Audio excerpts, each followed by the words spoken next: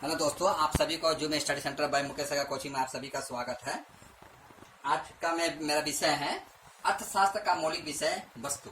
तो अभी आपका विचार में आता होगा कि ये जो विषय है तो ऊपर में लिखा था, लेकिन मैं नीचे में क्यों लिखा हूँ। तो देखिए, समय का जगह का अभाव होने की वजह से मैं यहाँ पर लिख दिया हूँ। आप लोग इसको थोड़ा एडजस्ट कर लीजिएगा। तो समय क्लास स्टार्ट करने से पहले मैं आप लोगों को थोड़ा बोलना चाहूँगा कि आप लोग मेरे चैनल को सब्सक्राइब कर दीजिए और अपने फ्रेंड लोगों को भी आप शेयर कर दीजिएगा, जिससे आपका ये थोड़ी बहुत जो आपके जो ज्ञान प्राप्त हो रहा है, इस ज्ञान प्राप्त से कम वो अपने मित्र मंडली जो है आपका, वो भी वंचित ना रहे और उसका भी भरपूर वो लोग फायदा उठा सके, इसका भी उन्होंने भरपूर फायदा उठा सके। ठीक है, तो अब मैं स्टार्ट करने से पहले मैं आपको ये बताना चाहूंगा कि देखिए, मैं आज का सब्जेक्ट ये मेरा अर्थशास्त्र का मौलिक विषय, माने मौलिक विषय क्या चीज है अर्थशास्त्र का। तो उस पर जाने से पहले हमको अर्थशास्त्र पर सर्वप्रथम समझना होगा कि अर्थशास्त्र एक्चुअली में होता क्या है। तो देखिए, उस पर हम लोग डिस्कस करने जाने से पहले हम जाएंगे अर्थशास्त्र मतलब अर्थशास्त्र बोले तो इंग्लिश में इसको बोलते हैं इकोनॉमिक।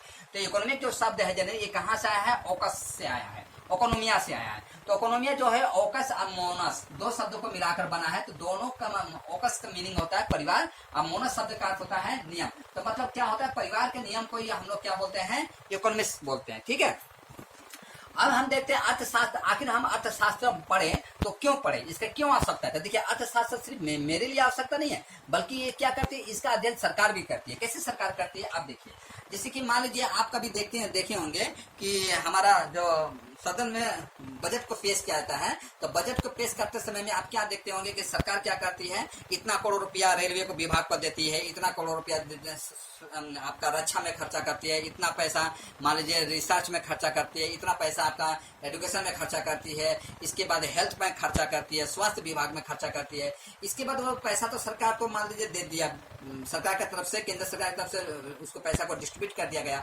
अब उस क्षेत्र के जो डिपार्टमेंट होते हैं, जैसे कि हेल्थ डिपार्टमेंट होता है, रेलवे डिपार्टमेंट होता है, मेडिकल डिपार्टमेंट होता है, एजुकेशन डिपार्टमेंट होता है, वो लोग क्या करते हैं, उस पैसे का क्या करते हैं, सही उपयोग करते हैं। ठीक है, तो उस हिसाब से सरकार भी इसका स्टडी करती है कि कितना पैसा देंगे तो हमारा देश क्या होगा, तरक्की होगा या इस सेक्टर को डेवलप किया जा सकता है। तो सरकार भी इसका अध्ययन करते हैं। ठीक है, तो उस हिसाब से हम क्या देखते हैं, देखिए हमारे सरकार का और सरकार का राजस्व संग्रह जो होता है कहाँ से होती है, तो सरकार का राजस्व संग्रह दो तरह से होते हैं। एक तो हमसे टैक्स लेकर राजस्व संग्रह करती है, दूसरा नंबर व्यापार से, जैसे एक देश से दूसरा देश के साथ जो व्यापार होता है उससे भी सरकार क्या करती है, अपना राजस्व का संग्रह करती है। तो ठीक है, उस पर आप तो समझ गए होंगे। तो आप देखिए, आखिर अर्थशास्त्र की आवश्यकता क्या है। देखिए, सरकार का राजस्व संग्रह, तो सरकार क्या करती है, इसमें राजस्व का संग्रह करती है कि उसके पास जो पैसा है उसको संचय करके रखे, ये ना कि उसका अनावश्यक रूप से खर्चा करे।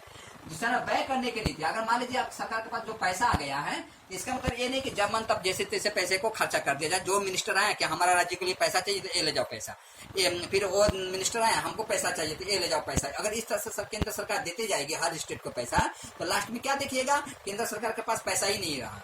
अब केंद्र सरकार जब पैसा नहीं रहेगा, आप किसी तरह किसी समय में मान लीजिए कोई आपदा आ गया किसी स्टेट में, तो मिनिस्टर लोग क्या करेंगे, उठ के चले जाएंगे केंद्र सरकार के पास, मोदी जी के पास, मोदी जी हमें पैसा चाहिए, हमको कुछ आर्थिक मदद चाहिए। अब केंद्र में पैसा ही नहीं है, तो ऐसे में क्या हो जाएगा, वो लोग आके फिर अपने राज्य में बोलेंगे कि मैं तो केंद्र में गया था, ऐसा ऐसा पैसा का डिमांड किया था आप लोगों की सुविधाओं को सोल्व करने के लिए, लेकिन केंद्र सरकार ने हमें पैसा नहीं दिया। तो इस ऐसे समय में क्या हो जाएगा, आम जनता क्या हो जाएगी, अपने सरकार के प्रति नाराज हो जाएगी। ठीक है, तो कभी कभी ऐसा नौबत आता है कि सरकार में माने बहुत खराब कंडीशन क्रिएट होने लगता है। ठीक है, तो आपको मैं जहां तक समझाने की कोशिश कर रहा हूं, आपको आशा करता हूं कि आपको समझ में आ गया होगा। ठीक है, तो व्यय करने की नीति भी होना चाहिए, सरकार का राजस्व संग्रह का उचित उपयोग होना चाहिए। जो सरकार जो पैसा लेकर रखी है उसका क्या करना चाहिए, सरकार का उचित संग्रह भी उपयोग भी करना चाहिए, माना अनावश्यक रूप से पैसा खर्चा नहीं होना चाहिए। ठीक है, तो आप देखिए क्योंकि वो पैसा किसकी होती है, सरकार की नहीं होती है, बल्कि वो पैसा क्या होती है, हमारे देश की होती है। देश बोले तो हमारे देश में बसे सभी लोगों क्या होती है। ठीक है, यहाँ तक आपका भी है और हमारा भी है, हमारा और आपका भी सहयोग उसमें होता है। ठीक है, तो अर्थशास्त्र की आवश्यकता आपको समझ में आ गया होगा। अब कुछ अर्थशास्त्री जो है उन्होंने का अपना अपना एक डेफिनेशन है। ठीक है, तो उन डेफिनेशन को पर हम डिस्कस कर लेते हैं। देखिए, एडम स्मिथ जो थे, इनको फादर ऑफ इकोनॉमिक्स कहा जाता है, अर्थशास्त्र का पिता या जनक कहा जाता है। यहाँ से परीक्षा में पूछ देता है कि अर्थशास्त्र का पिता या जनक किसे कहा जाता है, तो आप लिखेंगे एडम स्मिथ को। ठीक है, उनका एक पुस्तक था, उसमें कहा गया था धन का विज्ञान। ठीक है, इस पुस्तक का नाम है धन का विज्ञान। ठीक है, उनका एक डेफिनेशन भी था ये इनका डेफिनेशन क्या था? धन का विज्ञान, बोले तो सॉरी मैं पुस्तक का नाम बोल दिया। इनका डेफिनेशन था धन का विज्ञान। मतलब जैसे कि विज्ञान जो होता है, विज्ञान आप किसको मानते हैं? जो चीज प्रूफ कर पाया उसी को आप विज्ञान मानते हैं, जो प्रूफ नहीं कर पाया इसको विज्ञान नहीं मानते हैं। तो जैसे कि मान लीजिए आप भूत को पकड़ के चलिए, तो भूत क्या होता है जनरली? माने गोश्त, जिसको आप लोग बोलते हैं। रात को 12 बजे आपको कभी दिखाई दिया होगा, तो ये मत सोचेगा मैं इस कोचिंग के जरिए आपको मैं अंधविश्वास को फैलाने का कोशिश कर रहा हूँ। जो समाज में बातें चलती है उसी बातों के जरिए मैं आपको समझाने का प्रयास कर रहा हूँ। तो साइंस क्या करती है? भूत को नहीं मानती है। क्यों नहीं मानती है? क्योंकि उसको प्रूफ नहीं कर पाई है, आज तक प्रूफ नहीं कर पाई है, इसलिए साइंस नहीं मानते। भले उनको कभी किसी तरह किसी मुर्गा घर में कभी मिल जाए उनको, वो अलग बात है, ठीक है, वो सेकेंडरी फैक्टर है, मैं उस पर ज्यादा डिस्कस नहीं करूंगा। तो उन्होंने क्या बोला? धन का विज्ञान। जो आपके पास पैसे हैं, है ना, उसी का सही उपयोग है क्या है? उसी को हम क्या बोलते हैं? अर्थशास्त्र बोलते हैं। किसके अनुसार? एडम स्मिथ के अनुसार। तो अल्फ्रेड मार्शल ने क्या बोला? देखो, मानव जीवन का दैनिक कार्य का अध्ययन अर्थशास्त्र। मानव जीवन माने मनुष्य का जो दैनिक कार्य होता है उसका अध्ययन करना, माने किस तरह से वो रहे, किस तरह से बचा कर रखे, तो उसी का अध्ययन करना ही क्या कहलाता है? अर्थशास्त्र कहलाता है। जैसे उदाहरण के तौर पर मैं आपको बताता हूँ, जैसे कि मान लीजिए आपका प्रतिदिन का एक हाजिरा है, माने प्रतिदिन आप कमाते हैं 600 रुपया, ठीक है, 600 रुपया कमा रहे हैं, तो 600 रुपया में आपका बहुत तरह का चीजों जुड़े हुए हैं। कैसे? जैसे कि मान लीजिए आपका फैमिली मेंबर जो है उनके लिए आप पैसा रखे हैं, उनके 600 रुपये में ही एजुकेशन के लिए रखे हैं, हेल्थ के लिए रखे हैं, फ्यूचर के लिए रखेंगे। इसके बाद मान घर का भाड़ा तौर पर रख रहे हैं। इसके बाद मान लीजिए शादी ब्याह के लिए, मैरिज के लिए रखे हैं। इसके बाद मान लीजिए किस तरह का फंड करके रखे हुए हैं, ठीक है।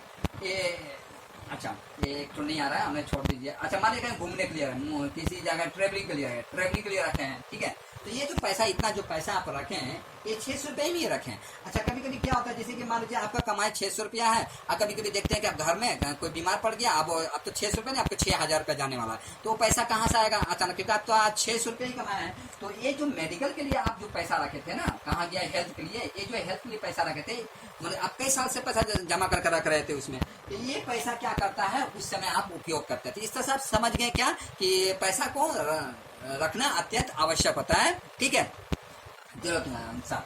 तो क्या बोलता है अल्फ्रेड मार्शल के अनुसार? मानव जीवन का दैनिक कार्य का अध्ययन करना ही क्या कहलाता है? अर्थशास्त्र कहलाता है। इनका एक पुस्तक है, उस पुस्तक का नाम है प्रिंसिपल्स ऑफ इकोनॉमिक। अगर ये आप पढ़ेंगे तो कभी समय मिले तो आप पढ़ लीजिएगा। आजकल तो यूट्यूब का जमाना है, यूट्यूब में बहुत तरह का हर चीज मिल जाता है, तो अगर आपको भी मिल जाती है यहाँ से निकाल के आप इसको पढ़ के अपना समझ सकते हैं, ठीक है। अब चलते हैं लॉरेंस के अनुसार। देखिए लॉरेंस क्या बोला था? लॉरेंस उनका एक पुस्तक था, an easy on the nature and the significance of economic science. इनका एक पुस्तक का नाम था। उसमें कहा गया था मनुष्य के आचरण को मनुष्य की असीम आकांक्षा, शब्दों को आप ध्यान दीजिएगा और समझने का प्रयास कीजिएगा। मनुष्य के आचरण को मनुष्य की असीम आकांक्षा और उसके विपरीत विकल्प के रूप में प्रयुक्त सीमित ध्यान के बीच के संपर्क का अध्ययन करना ही अर्थशास्त्र कहलाता है। देखिए आप रटिएगा मत, पहला नंबर मैं बोलता हूँ, आप रटिएगा मत, इसको समझने का प्रयास कीजिए। क्या बोलता है? मनुष्य के आचरण को मनुष्य की असीम आकांक्षा। मनुष्य के क्या होना चाहिए? जैसे कि मान लीजिए हम जैसा कमा रहे हैं ऐसा मेरा आचरण में होना चाहिए, ठीक है। ये नहीं कि हम मान लीजिए हम साइकिल पर चल रहे हैं और मैं खाब रखे हेलीकॉप्टर का, तो इससे क्या होगा? हम जितना कमाएंगे नहीं उतना हम पैसा खर्चा करें, तो पैसा कहाँ से आ जाएगा? मान लीजिए घर का सामग्री को बेच के अपना शौक को पूरा करेंगे, ये गलत बात होगा, ठीक है। तो मनुष्य के आचरण को मनुष्य की असीम आकांक्षा, मनुष्य की आकांक्षा जो है, मन इच्छा जो है वो अनलिमिटेड है, उसका कोई बाउंड्री नहीं है। वो चाहता है दिन दिन वो सोचता है कि मैं मोदी जी का गद्दी पर बैठ जाऊं, ठीक है। अगर कोई एमएलए भी है तो रात को सपना देखते हैं कि मैं कल मोदी जी का गद्दी पर बैठा हूँ, ठीक है, मोदी जी नहीं है, मोदी जी की गद्दी पर मैं बैठा हूँ, ऐसे सोचते हैं लोग। तो उनका आकांक्षा भी क्या बहुत ज्यादा है, और उसके विपरीत विकल्प के रूप में प्रयुक्त सीमित धन। पर उनका आकांक्षा को पूरा करने के लिए क्या चाहिए? धन चाहिए, लेकिन धन क्या है उनके लिए? सीमित है, माना साधन क्या है? लिमिटेड है। और धन के बीच के संपर्क का अध्ययन करना ही अर्थशास्त्र। उनकी असीम आकांक्षा माने अनलिमिटेड इच्छा जो है, और इनका इधर जो धन है, दोनों का अध्ययन करना ही क्या कहलाता है? अर्थशास्त्र। ये किसका कहना है? इनका, मेरा नहीं, इनका कहना है, लॉरेंस का कहना है, ठीक है। दूसरी नंबर देखिए, इससे हमको क्या निकलता है? आखिर इससे हमको क्या निकला? देखिए उक्त परिभाषा के 3 अवधारणाएं निकलती है, माने मूल तत्व क्या है इस डेफिनेशन का? तो इसका है, देखिए, मनुष्य की आवश्यकता अनंत है। Humans wants are unlimited। मनुष्य की जो इच्छाएं जो होती है वो क्या होती है? अनलिमिटेड, मतलब वो अपनी इच्छा का उसका कोई बाउंड्री है। मनुष्य अपने चाहे तो मैंने क्या नहीं करे, ठीक है। सपना में जिस तरह से देखता है कि मैं राजा बन गया, आज भिखारी था कल मैं राजा बन गया, उस तरह से मनुष्य की इच्छा भी होती है, ठीक है। तो वो क्या चाहती है, उसकी जो आकांक्षाएं जो होती हैं वो क्या होती है, अनलिमिटेड होती है। दूसरा है जरूरतों को पूरा करने का साधन सीमित है। पर आप तो जो अपना जरूरत को पूरा करना चाहते हैं, लेकिन जरूरतों को पूरा करने के लिए क्या है, साधन क्या है, लिमिटेड है। जैसे देखिए मैं अभी पढ़ा रहा हूँ, ठीक है, मुझे पढ़ाने की इच्छा है, बहुत अच्छी तरह से पढ़ाने की इच्छा है, मुझको भी इच्छा करता है मैं डिजिटल बोर्ड पर लेकर आप लोगों को पढ़ाऊँ, बहुत अच्छी तरह से हाई फाई कराऊँ, लेकिन मैं नहीं करा पा रहा हूँ। मैं एक सिंपल सा बोर्ड पर आप लोगों को पढ़ाने का प्रयास कर रहा हूँ, क्योंकि मेरे पास उतना साधन नहीं है। तो मेरे तो इच्छा तो बहुत अनलिमिटेड है, मेरा इच्छा जो है अनलिमिटेड है, बहुत ऊंचा तक है मेरी इच्छा कि मैं आप लोग को वहां तक लेके जाऊं, या मैं भी ऐसी प्लेटफॉर्म पढ़ाऊं जिस तरह से अन्य यूट्यूबर पढ़ाते हैं। लेकिन मैं तो वहां जा नहीं पा रहा हूं, क्योंकि because of I have some financial problem. तो मेरे पास कुछ असुविधा है जिसके कारण मैं नहीं आपको वहां तक लेके जा पा रहा हूँ। तो मैं उसके लिए क्या कर रहा हूँ, एक छोटे से बोर्ड पर आप लोगों को पढ़ाने का प्रयास कर रहा हूँ। तो क्या बोलता है, जरूरतों को पूरा करने का साधन सीमित है, लेकिन हमारी जो जरूरत को मैं पूरा करूँ वो मेरे लिए साधन कैसी है, लिमिटेड है। तो क्या होता है, resources to satisfy human wants are limited, ठीक है। रिसोर्सेस जो है हमारे क्या है, मनुष्य के लिए क्या है, लिमिटेड है, मतलब सीमित है। तीसरा नंबर पॉइंट है, सीमित साधनों का विकल्प होता है। अगर मान लीजिए सीमित साधनों का विकल्प, अगर मान लीजिए कोई साधन है सीमित है, माना लिमिटेड है, लेकिन मान लीजिए वो हमारे पास नहीं, तो उसका अल्टरनेटिव कुछ ना कुछ तो होता है, उसके जरिए आप पढ़ सकते हैं, ठीक है। जैसे कि मान लीजिए आपके पढ़ने के लिए किताब चाहिए था, लेकिन किसी कारणवश आपके पास किताब नहीं है, तो आप कैसे पढ़ लेंगे, ठीक है। तो आप गुरुजी के पास चले जाए, गुरुजी आप थोड़ा इस टॉपिक को समझा दीजिए, तो इसके ऊपर समझा दीजिए, तो उन्होंने बता दिया, आप समझ गए। या मान लीजिए यूट्यूब पे निकाल कर पढ़ लिए, किताब नहीं है लेकिन आप यूट्यूब में चले गए, तो ठीक है, यूट्यूब में जाकर पढ़ लिए आप, ठीक है, टॉपिक्स को समझ गए।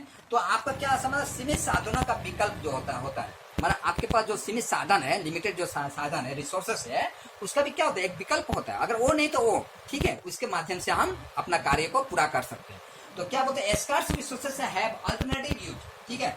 तीसरा नंबर देखिए, अच्छा अब मैं आशा करूंगा ये तीनों डेफिनेशन का आप लोग समझ गए। देखिए डेफिनेशन बहुत जरूरी है, लेकिन एग्जाम का नजरिए से भी बहुत जरूरी है। परीक्षा में पूछ देता है, आपको डेफिनेशन दे देगा, बोलेगा ये किसका कहना है, ठीक है। यहाँ लॉरेंस दे देगा, या एडम स्मिथ दे देगा, अल्फ्रेड मार्शल दे देगा, ये बोलेगा मानव जीवन का दैनिक कार्य का अध्ययन अर्थशास्त्र है किनके अनुसार, ठीक है। आपको ऑप्शन में दे देगा Adam Smith, Alfred Marshall, Lawrence. अब आपका दिमाग पूरा पजल हो जाएगा और वहां से आप 1 मार्क छोड़ के आप आ जाएंगे। तो मैं आशा करूंगा आप मत छोड़ के आइएगा, ठीक है।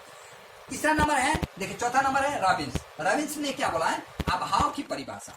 अभाव की परिभाषा मतलब क्या समझते हैं, अगर मान लीजिए आपके पास अभाव है, ठीक है, तो अभाव की परिभाषा क्या होती है, आप उस अभाव को अपनी अच्छी तरह से स्टडी करते हैं, मतलब डेप्थ उसका अच्छी तरह से अध्ययन करते हैं कि हमें मेरा ये प्रॉब्लम है, तो किस तरह से ये जो सीमित मेरे पास पैसा है या सीमित साधन है, उसके जरिए हम अपने समस्याओं को समाधान कर सकते हैं। जैसे कि आप देखते हैं कि आप बच्चे को पकड़ के चलिए, जैसे कि आप मान लीजिए आप छात्र हैं, तो कुछ छात्र क्या होते हैं, वो 5 स्टार स्कूलों में पढ़ते होंगे, मे भी शायद पढ़ते होंगे, एसी वाले कमरे में पढ़ते होंगे। अब कुछ बच्चे क्या होते हैं, अपना जो चावल का जो बस्ता होता है उसको ही बिछाकर दीप जलाकर या छोटे से एक लाइट का व्यवस्था करके पढ़ते हैं, ठीक है। तो वो क्या अपने अभाव को स्वीकार कर लिया कि मैं वहां तक नहीं जा सकता हूँ, मैं ऐसे टीचरों का पैसा भी नहीं दे सकता हूँ, हाई फाई टीचरों का जो पैसा होता है मैं वो भी नहीं दे सकता हूँ, और मेरे पास उतना साधन भी नहीं है। तो वो अपने माइंड में ऑलरेडी सेट हो चुके हैं और अपने अभाव को स्वीकार करते हुए छोटे जगह पर भी पढ़कर अपना जीवन को उन्नत बना सकते हैं। हालांकि याद रखिएगा, स्टूडेंट लाइफ में तफरीक का होना बहुत जरूरी होता है, क्योंकि याद रखिएगा सोना जितना तपता है उतना ही प्योर होता है, ठीक है। जितना घसोगे उतना ही चमकोगे, तो चमकना भी बहुत जरूरी है। और मैं तो बोलूंगा कि बच्चों के अंदर में अभाव का परिभाषा भी समझना बहुत जरूरी है। अगर देखिएगा कुछ पेरेंट्स ऐसे होते हैं कि जो, देखिए मैं पेरेंट्स को पर आरोप नहीं लगा रहा हूँ, ठीक है, और ना ही आपका सिस्टम पर आरोप लगा रहा हूँ, मैं अपना जो समझ रहा हूँ वही आपको बता रहा हूँ। कुछ पेरेंट्स क्या होता है, जो बच्चा मांगते हैं उसको देते जाते, इससे क्या होता है, बच्चा क्या मनमानी हो जाता है, उसको समझ भी नहीं आता गरीबी क्या चीज होता है, ठीक है। कल वो बच्चा जब बड़ा होता है तो वो गरीब का दर्द को समझ ही नहीं पाता, या गरीब के साथ उसका कोई तालमेल नहीं रहता है, कुछ प्रॉब्लम को समझ ही नहीं पाता, क्योंकि उसका संस्कार जो ही वो अलग हो जाता है, ठीक है। लेकिन कुछ बच्चे जो गरीबी से निकल के आगे तरफ बढ़ते हैं, वो क्या होता है, गरीब का प्रॉब्लम को समझते, चाहे जितना भी बड़े वो आदमी बन जाए, डीसी बन जाए, आईपीएस ऑफिसर बन जाए, या बड़े लेवल के इंसान बन जाए, तो वो गरीब के प्रॉब्लम को समझते हैं और कहीं ना कहीं उनके प्रॉब्लम को सोल्व करते समय में वो उदाहरण के तौर पर अपने आप को देखते होंगे। मेरा ये अपना विचार बता रहा हूँ, ठीक है। तो क्या होता है, रॉबिन्स ने क्या बोला, अभाव की परिभाषा। ठीक है, अभाव को आप समझ लीजिए, उसी को क्या बोला है उन्होंने इकोनॉमिक्स कहा है। अच्छा, सेमुलर और नादर्स ने क्या बोला, देखो, अभाव की वास्तविकता को स्वीकार कर दक्षतापूर्ण ढंग से संपत्ति का व्यवहार के लिए समाज का गठन करना ही अर्थशास्त्र का मूल विषय है। ठीक है, तो क्या बोलता है सेमुलर और नादर्स ने क्या बोला, अभाव की वास्तविकता को स्वीकार, पहले नंबर आपके पास जो अभाव है उसको आपको क्या कर लीजिए, स्वीकार कर लीजिए, और उसका दक्षतापूर्ण ढंग से, माने सही तरीके से, जो आपके पास क्षमता है दक्षतापूर्ण ढंग से संपत्ति के व्यवहार के लिए, संपत्ति का व्यवहार जो करेंगे आप, संपत्ति के व्यवहार के लिए समाज का गठन करना ही, समाज का जो गठन करते हैं उसी को क्या कहा गया है, अर्थशास्त्र कहा गया है। ठीक है, यह अर्थशास्त्र का मूल विषय माना गया है। तो इस हिसाब से मैं आपका ये डेफिनेशन समझाने का प्रयास किया हूँ। मैं अभी छोटे यूनिट के हिसाब से आपको बता रहा हूँ कि अर्थशास्त्र क्या था। इसके बाद मैं आपका अर्थशास्त्र में बहुत सारे टॉपिक्स हैं, मैं उसको लेकर आऊंगा। मैं आज का क्लास जो है यहीं पर समाप्त करता हूँ। ठीक है, और समाप्त करने से पहले मैं आपको ये बोलना चाहूंगा कि आप लोग मेरे चैनल को सब्सक्राइब कर दीजिए और साथ में शेयर भी कर दीजिएगा, बेल आइकन को दबा दीजिएगा, साथ में आप कमेंट जरूर कीजिएगा, क्योंकि मैं कमेंट को देखता हूँ जरूर हूँ, और साथ में लाइक बटन को भी दबा दीजिएगा। ठीक है, तो आज के क्लास में यहीं पर समाप्त करता हूँ। जय हिंद।